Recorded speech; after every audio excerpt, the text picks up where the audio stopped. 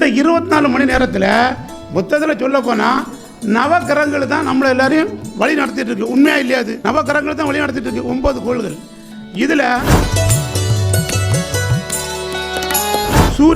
சூரிய ஓரை நம்ம எடுத்துக்கிட்டோம்னா சூரியனுக்கு காரகத்துக்கு தன்மைகளை அது பண்ணும்.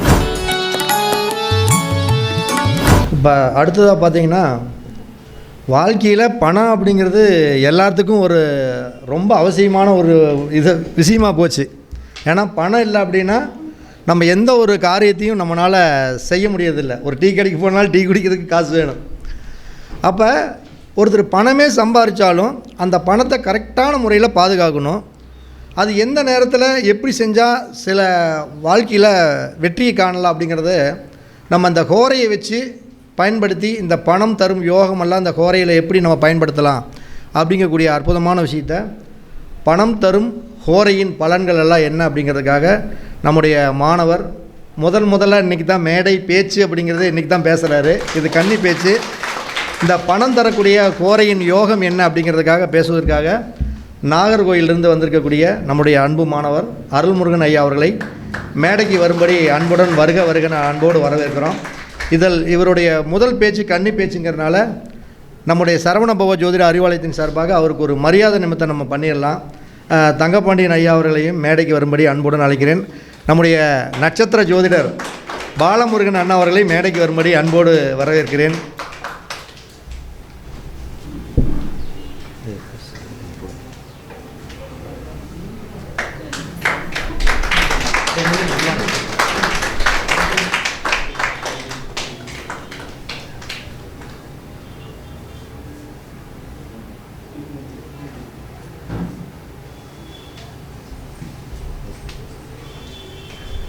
எழுத்து அறிவித்தவன் இறைவன் என்பது போல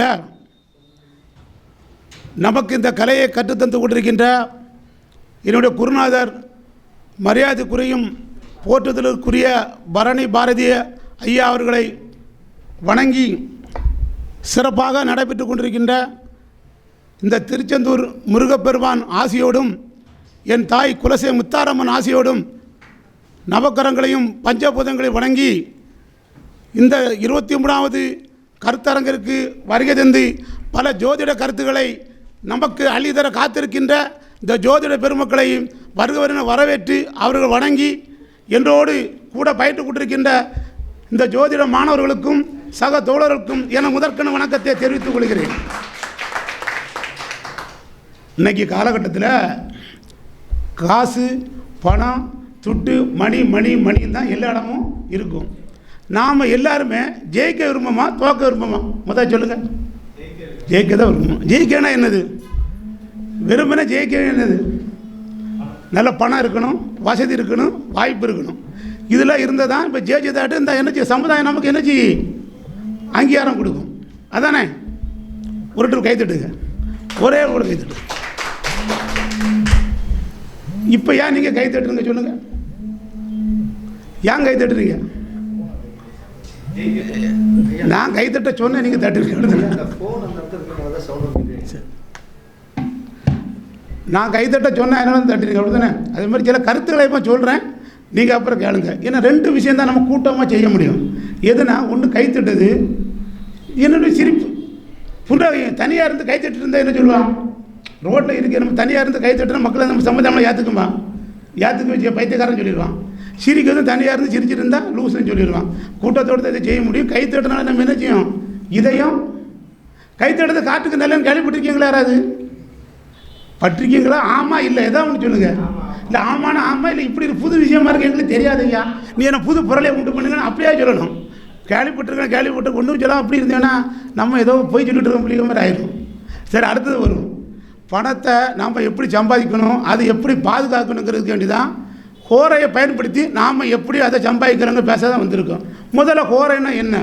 ஹோரைன்னா ஆதிக்கம் தான் ஹோரைன்னு சொல்லுகிறோம். அதாவது காலங்களை எப்படி பிரிச்சிருக்காங்கன்னு சொன்னால் வருடங்கள், மாதங்கள், வாரங்கள், நாட்கள். நாளானது 24 மணி நேரமாக நமக்கு வகுத்து தந்திருக்க முன்னோர்கள். இந்த 24 மணி நேரத்தில் மொத்தத்தில் சொல்ல போனால் நவக்கிரகங்கள் தான் நம்மளை எல்லாரையும் வழி நடத்திட்டு இருக்கு. உண்மையாக இல்லையா? அது நவக்கிரகங்கள் தான் வழி நடத்திட்டு இருக்கு. 9 கோள்கள். இதில் சூரியன், சந்திரன், செவ்வாய், புதன், குரு, சுக்கிரன், சனி, இந்த 7 கிரகங்கள் தான் ஒளி உண்டு. ராகு கேது என்ன சாயா கிரகங்கள், நிழற்கிரகங்கள். இதுக்கு என்ன செய்யாது? ஒளி கிடையாது. இவங்க இந்த பூமிக்கு என்ன செய்யாது? ஒளி கதிரை தராது. அதான் சூரிய வட்டப்பாதை கிடையாதுனால அவங்க ஒதுக்காச்சு. இந்த 7 கிரகங்களும் ஒரு குறிப்பிட்ட மணி நேரத்தில் அதனுடைய கதிர்வீச்சை ஒரு நாளில் செலுத்தினா அதனுடைய கிழமையாக அந்த கிரகங்களை நம்ம சொல்லுகிறோம். இப்போ ஞாயிற்றுக்கிழமை சூரியனுடைய கதிர்வீச்சு அதிகமாக இருந்தால் ஞாயிற்றுக்கிழமை சொல்லுகிறோம். இந்த ஞாயிற்றுக்கிழமை சூரியனுடைய கதிர்வீச்சு எத்தனை மணி நேரம் வருது? 2, 3 தடவை 4 முறை வருதுன்னு வச்சு அது அன்றைக்கி அதாவது என்ன செய்யணும்? இந்த சூரிய ஒவ்வொரு முறை வரும்போது சூரிய ஓரை, அடுத்த நாள் வரக்கூடியது சந்திர ஓரை. எந்த கிரகத்தினுடைய கதிர்வீச்சு அந்த 1 மணி நேரத்தை எடுத்துக்கொள்ளுதோ அதை அந்த கிரகத்தினுடைய ஓரை நம்ம சொல்லுகிறோம். இதில் சுப ஓரைகள், அசுப ஓரைகள் என்று 2ஆக பிரிக்கும். ஓரை எல்லாம் கேட்டு வரும். சுப ஓரணை என்னன்னு புரிஞ்சுக்கணும். குரு, சுக்கிரன், புதன், வளர்புற சந்திரன், இவை எல்லாமே சுப ஓரைகள். அப்புறம் அசுப ஓரைகள் எது? சூரியன், செவ்வாய், சனி, தேய்பிறை சந்திரன், இவை அசுப ஓரைகள். அப்புறம் நம்ம அடுத்த மேட்ருக்கு வருவோம். எதை எந்த நேரத்தில் சரியாக செஞ்சால் நம்ம ஜெயிக்கலாம், எதை எந்த நேரத்தில் செய்யாமல் இருந்தால் நம்ம ஆபத்துலேருந்து தப்பிக்கலாம். இந்த 2 டாபிக் தான். எதை எப்போ செய்யணும், எதை எப்போ செய்யக்கூடாது. வேற பெருசாக ஒன்றும் மேட்ரு முடிவே கிடையாது. இப்போ 7.5 சனி இருக்கும், பாதகாதிபதி தசை நடக்கும், அஷ்டமதி சனி நடக்கும், ஏகப்பட்ட எல்லாம் வரும். எல்லா மனுஷனும் வாழ்க்கையில் எல்லா மனிதனுக்கும் வரும். இருந்தாலும் அந்த நாட்களை நமக்கு இன்னும் என்ன செஞ்சுருக்க முன்னோர்கள் வகுத்து தந்திருக்கான். இந்த மாதிரி ஒரு ஓரைன்னு சூட்சமத்தை தந்து இதை நீ பயன்படுத்தியா ஜெயிச்சிடலாம் அப்படிங்கிற சூட்சமத்தை எல்லாரும் சொல்லுவாங்க. ஓரை அறிந்தவன் உச்சந்தொடுவான், ஓரை அறிந்தவன் உரசி பார்க்காது, ஓரை அறிந்தவன் சோற போக மாட்டான். கேள்விப்பட்டிருக்கோம் இல்லையா? ஆனால் நம்ம அதை பயன்படுத்த மாட்டோம். நமக்கு எல்லாம் தெரியும், ஆனால் செய்ய மாட்டோம். இது நம்ம மனித இயல்பு. ஒரு இடத்துக்கு ஒன்று போகிறோம், நம்ம வழிகாட்டியாக ஒன்று கடைக்கு ஒரு புத்தகம் இருக்குது, நம்மளை கேட்டு கொண்டு ஒரு புத்தகம் இருக்குது, அதை வாங்கி வச்சுக்கிடுவோம், ஆனால் படிக்க மாட்டோம். அது வழிகாட்டு இப்போ நம்மளை ஒன்றுமே செய்ய சும்மா அப்படி இருக்கும். விலை ஒன்றதற்கு எல்லாம் வாங்கி வச்சுருப்போம், ஆனால் நம்ம தெரிஞ்சு அதை செயல்படுத்தி பார்க்கணும். ஓரையை அறிந்து செயல்படுத்துறதுல நான் இன்னும் பார்த்துட்டு தான் இருக்கேன். எப்படின்னு சொன்னால், மாவீரன் அலெக்சாண்டர் எந்த பொருளையும் தோற்றது கிடையாது. கேள்விப்பட்டிருக்கீங்களா? மாவீரன் அலெக்சாண்டர் எந்த பொருளும் தோற்ற கிடையாது. அவர் ஓரை அறிந்து செயல்பட்டார். வரலாற்று நிகழ்வுகளை ஆராய்ச்சியாளர்களை பதிவு செய்து கொண்டிருக்கிறான். அப்புறம் என்ன செஞ்சால், ஓரையில் தேவையில்லாம் ஓரையில் செயல்படும் தோற்றும் போகிறான். ஒரு சின்ன உதாரணத்தை எடுத்துக்கிட்டால், இந்த கிரிக்கெட் பிளேயரில் இப்போ இருக்காங்க, டெண்டுல்கர், டோனி, ரவீந்திர ஜடேஜா, இவங்களாம் நல்ல பிளேயர்ஸ், நல்ல எதிர்பார்ப்பான் குவாலிட்டி. சில நேரம் டக் அவுட் ஆகி நம்மளே கடுப்பேற்றிடுவான். நடந்திருக்கா இல்லையா? டக் அவுட் ஆயிடுவான். அவன் திறமை இல்லாதவனா? பெரிய திறமைசாலி. அந்த நேரத்தில் நான் நினைக்கிறேன் அவனுக்கு அந்த ஓரை சரியில்லை, அதனால் இறங்கினால தான் தோத்துட்டாட்டு என்னோடய கருத்தை நினைக்கிறேன். இப்போ மேட்ருக்கு வந்துடும். முதல்ல எந்த ஓரையில் இதை செய்யக்கூடாது? சூரிய ஓரை. சூரிய ஓரை நம்ம எடுத்துக்கிட்டோம்னா சூரியனுக்கு காரகத்துக்கு கூட தன்மைகளை அது பண்ணும். சூரியன் என்னது? அரசு சம்பந்தப்பட்ட விஷயங்கள், இந்த மாதிரி விஷயங்கள். நம்ம இப்போ ஒரு அரசு அதிகாரியை ஒரு அரசு விதியமாக நான் பார்க்க போகிறோன்னு சொன்னால் சூரிய ஓரையில் போனால் நடக்கும். இதை விட்டுட்டு மற்ற ஊரில் போனால் நான் போகிற வரைக்கும் இருப்பார், கிட்ட போகிறோன்னா நாளைக்கு குறைச்சிடு அப்புறம் பார்த்துக்கலான்னு சொல்லிட்டு அந்த அதிகாரி எந்திரிச்சு போயிடுவாங்க. நம்ம கண்டிப்பாக என்ன செய்ய முடியாது, வெற்றி கிடைக்காது. அப்போ அரசு அதிகாரிகளையும் மேல் அதிகாரிகளை சந்திக்க போகிறதுல சூரிய ஓரையில் நம்ம போகணும். சிவர் வழிபாட்டை சூரிய ஓரையில் செய்யலாம். அதே நேரம் நமக்கு சூரிய காரணம் இருக்கட்டும்ல, எலும்பு சம்பந்தப்பட்ட பிரச்சனைக்கு மருத்துவராக சூரிய ஓரையில் பார்க்க போகலாம். நமக்கு அது வெற்றியை தரும், நல்ல பலனையும் தரும். ஒன்றே ஒன்று செய்யக்கூடாது, 2 3 செய்யக்கூடாது. அதில் குறிப்பாக ஒப்பந்தங்களில் கையெழுத்து போடக்கூடாது. அதுக்கப்புறமாட்டு புது வீடாக இருந்தாலும் சரி, வாடகை வீடாக இருந்தாலும் சரி, சூரிய ஓரையில் நம்ம பால் காய்த்து குடிபோதல் கூடாது. அடுத்தபடியாக நம்ம சந்திர ஓரை எடுத்துக்கிடும். சந்திர ஓரைன்னு சொன்னாலே அமுத ஓரைன்னு சொல்லுவாங்க. சந்திர ஓரைங்கிறது அமுத ஓரை. இந்த சந்திர ஓரையில் நாம் என்ன பண்ண சொன்னால், பெண் பார்த்தல். ஒருத்தர் சந்திர ஓரையில் பெண் பார்க்க கிளம்பி போய் அந்த சந்திர ஓரை முடியக்குள்ள அந்த பொண்ணையும் பார்த்துட்டோம்னா அந்த பொண்ணுக்கும் அவரை பிடிச்சிடும், அவனுக்கும் அந்த பொண்ணை பிடிச்சிடும். கண்டிப்பாக சக்ஸஸ் ஆயிடும். சந்திர ஓரையில் பொண்ணு பார்க்க போகிறது, குழந்தைகளுக்கு காது குத்துறது, கோயிலில் போய் மொட்டை அடிக்கிறது, தீர்த்த யாத்திரை, புனித நீராடுறது, இதெல்லாம் சந்திர ஓரையில் பண்ணலாம். அப்போ புதிதாக வங்கி கணக்கு நம்ம தொடங்குறதா இருந்தால் இந்த சந்திர ஓரையில் பண்ணலாம். இந்த சந்திர ஓரையில் முக்கியமான மேட்ரு, சின்ன மேட்டராக தான் இருக்கும், நீங்கள் எல்லாம் யூஸ் பண்ணி பாருங்கள், ரொம்ப பலன் தரும். சந்திர ஓரில் நம்ம வங்கி கணக்கை தொடங்கினோம்னா நமது அக்கௌண்ட்டில் பணம் எப்படி மளம் ஏறிட்டே இருக்கும். தேவையில்லாத இடத்துல ஓரில் தொடங்குவான், கொஞ்ச நாள் நல்லா போகும், அப்புறம் இஎம்ஐ அதுவும் கட்ட முடியாமல் ஆகி கட்டத்தில் அங்கே இருந்து இங்கே ஃபைன் அடித்து இவன் பேங்க்குக்கு ரூபா கட்ட வேண்டிய மாதிரி வந்துடும். அப்படிப்பட்ட சூழ்நிலை கொண்டு அது விட்டுரும் அந்த சந்திர ஓரில். அப்புறம் குழந்தைகளுக்கு நம்ம என்ன பண்ணலாம், இதெல்லாம் வளரப்புற சந்திரன், அது சொல்ல மறந்துட்டேன். குழந்தைகளுக்கு சேமிப்புக்கு உண்டியல் வாங்கி கொடுத்தாலும் அந்த உண்டியலில் சேமிப்பு பணம் சீக்கிரமாக அதில் சேரும். இது ரொம்ப முக்கியமான விஷயம். அப்புறம் தேய்பிறை சந்திரன் அந்த சுபகாரியங்களை நம்ம செய்யக்கூடாது, பணம் கொடுக்கல் வாங்கக்கூடாது. இப்படி நம்ம இந்த மாதிரி விஷயங்களை ஃபாலோ பண்ணாலே நமக்கு அதாவது பணம் பெருகணும். அப்படிங்கும்போது இந்த நல்ல விஷயங்களை இந்த இடத்துல செய்யும்போது நம்ம ஆட்டோமேட்டிக்காக நம்ம பணம் நம்ம ஈர்த்து கொண்டு வந்துடும். அடுத்த புதன் உரைப்போம். புதனாலே கல்விக்காரகன். இப்போ புதன் உரையில் நம்ம என்ன செய்யலாம்னா ஹயக்கிரீவர் வழிபாடு பண்ணலாம், குழந்தைகளுக்கு படிப்பை தொடங்கலாம், இயல் இசை நாட்டியம் நாடகம் இந்த கதைகளை தொடங்குறதா இருந்தால் நம்ம அதில் செய்யலாம். அதுக்கப்புறமா எடுத்துக்கிட்டோம்னா அந்த கம்யூனிகேஷன் விஷயங்களை தொடங்குறதா இருந்தால் புதன் உரையில் செய்யலாம். கையெழுத்து ஒப்பந்தங்களை கையெழுத்து போடலாம். இந்த மாதிரி விஷயங்களை புதன் ஓரில் செஞ்சால் நம்ம கண்டிப்பாக என்ன செய்யும், வெற்றி அடையும். ஆனால் சொத்துக்களை பார்வையிடக்கு புதன் ஓரில் நம்ம போகக்கூடாது, அது நமக்கு வெற்றி தராது. சட்டத்துக்கு புறமான செயல்கள் ஈடுபட அந்த விஷயங்களும் புதன் ஓரில் செய்யக்கூடாது. அடுத்தது எடுத்துக்கிட்டால் குரு ஓரை. குருனாலே சுப ஓரை நம்ம எல்லாருக்கும் தெரியும்.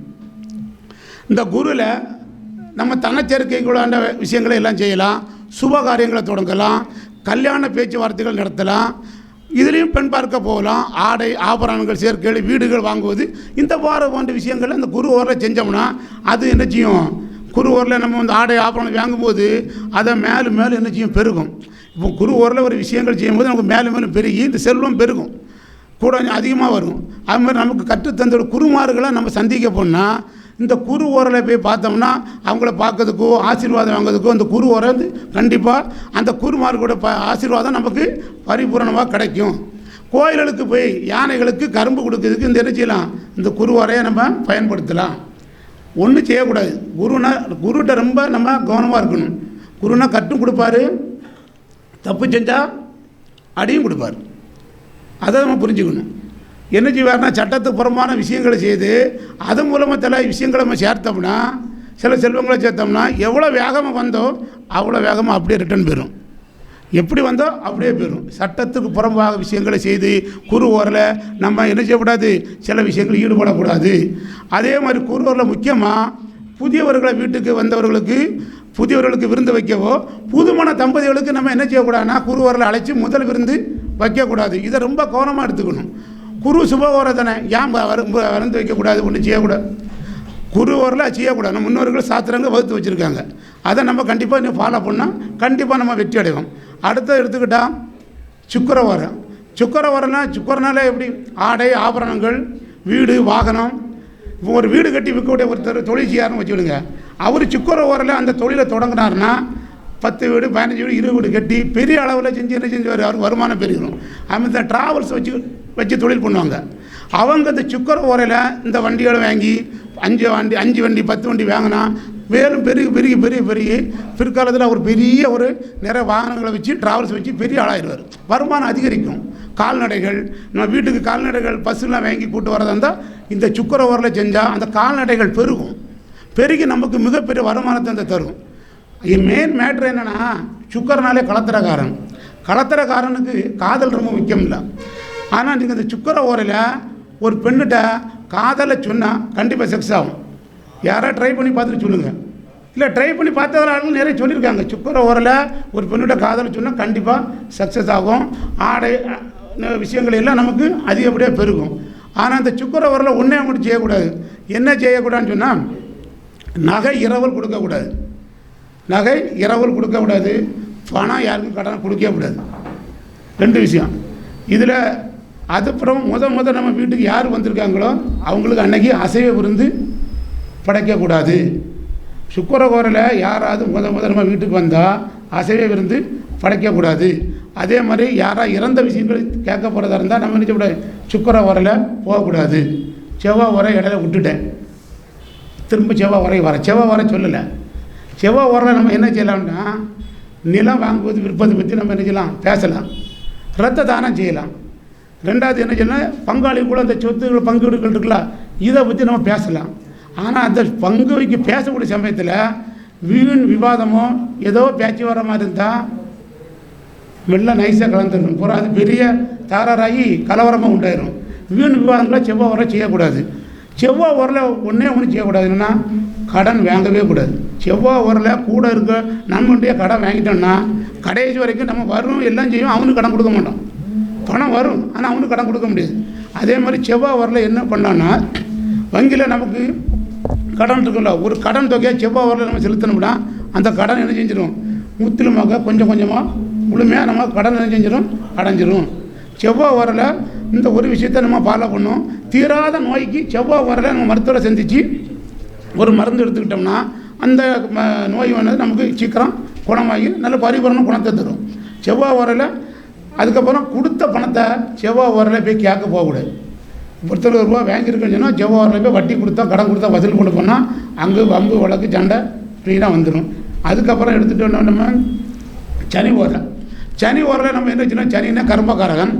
சனி உரலை ஒன்று பண்ணலாம். அதாவது முன்னோர்களுக்கு கொடுக்கக்கூடிய திதிகள், இந்த மாதிரி விஷயங்கள், கோயிலோட தீர்த்த யாத்திரை, பாத யாத்திரை போகிறது, கோயில்களில் மரக்கன்று நடுது, இந்த மாதிரி விஷயங்களை சனி உரலை செய்யலாம். ஆனால் செவ்வாய் உரலை கடனை கொஞ்சம் அடைச்சா கடன் முழுமையாக அடையும். சனி உரைக்கு ஒரு கையில் என்னென்னா, சனி உரலை ஒருத்தருக்கு நிறைய நாள் கடன் இருக்குன்ட்டு அந்த கடத்தில் கொஞ்சம் தொகையை கொடுத்தீங்கன்னா மறுபடியும் ஒரு நாள் அவன்கிட்ட நம்ம கடனாளி ஆக மாட்டோம். செவ்வாய் உரலை கடனை அடைஞ்சிரும். சனி உரலை கடன் அடைச்சா திரும்ப கடனாலே நம்ம அவன்கிட்ட ஆகவே மாட்டோம். இதுதான் அதில் உள்ள கையிலட்டு. அதை நம்ம தெரிஞ்சு நம்ம பண்ணிட்டா போதும். சனி உரலை நம்ம என்ன ஒன்று செய்யக்கூடாது, என்னென்னா தூரத்து பிரயாணங்கள் செய்யறதை சனி உரலை நம்ம தவிர்க்கணும். அதை நம்ம ஒத்தி வச்சுக்கணும். அப்புறம் எடுத்துக்கிட்டால் இறந்தவர்கள் ஒரு இறந்துட்டாங்க, அவங்களுக்கு இறுதி சடை செய்யறதுக்கு செவ்வாய் உரையில் இந்த சனி உரலை எடுத்துகிட்டு போகிறதுனா நம்ம கண்டிப்பாக கூடாது. அதே மாதிரி மிகப்பெரிய கொடிய விபத்துகள் எல்லாமே இந்த சனி உரலை நடந்திருக்கு. ஆனால் சனி உரையில் நம்ம தொலைதூர பயணங்கள் இந்த மாதிரி விஷயங்கள் செய்யக்கூடாது. முதல் முறையாக ஒரு குழந்தை பிறந்திருக்குன்னு சொன்னால் அந்த குழந்தைய பார்க்கறதுக்கு சனி உரலை நம்ம போகவே கூடாது. அதே மாதிரி நோய்க்கு முதல் முறையாக மருந்து எடுத்துருக்கோன்னு சொல்லி சனி உரலை நம்ம எடுக்கக்கூடாது. இப்படி நம்ம அசுப உரைகள் சுப உரைகள் எல்லாம் பார்த்தாச்சு. எல்லாரும் எல்லாம் செஞ்சாலும் கூட இந்த சுப உரைகள் கூட சில நேரங்களில் அசுபத்தன்மை நல்லா செய்யாது. எப்படி அது நல்லது செய்யாது அப்படி நம்ம தெரிஞ்சுக்கிட்டோம்னு சொன்னால், உதாரணத்துக்காக நம்ம எல்லாருமே ஒவ்வொரு லக்கணத்தில் பிறந்திருப்போம். ஒவ்வொரு ஆளும் ஒரு லக்கணத்தில் பிறந்திருப்போம். அப்போ சரலக்கணமாக இருக்கக்கூடிய இந்த உபய லக்கணமாக இருக்கக்கூடிய கன்னி லக்கணத்துக்கும் முதுக லக்கணத்துக்கும் குரு யார்? பாதகாதிபதி. குரு சுப உரை தான். ஆனால் இருந்த 2 லக்கணக்காரத்துக்கு அவர் அந்த உரையை எடுத்து செஞ்சால் நல்லது செய்வாரா? செய்ய மாட்டார். யாருடைய லக்கணத்துக்கு பாதகாதிபதியாக யார் வராங்களோ அந்த உரையில் இவங்க செஞ்சாங்கன்னா கண்டிப்பாக சக்ஸஸ் ஆகாது. அதே மாதிரி தான் தனுசு லக்கணத்துக்கும் மீன லக்கணத்துக்கும் புதன் வந்து பாதகாதிபதி இருக்கனால இவங்க 2 பேரும் இந்த உரையில் சில விஷயங்கள் செஞ்சால் கண்டிப்பாட்டு நல்லது நடக்காது. இதை நம்ம உள்வாங்கிட்டு நமக்கு மேலும் பல கருத்துக்களோட உங்களை அடுத்த கருத்தரங்கத்தில் நான் சந்திக்கிறேன்.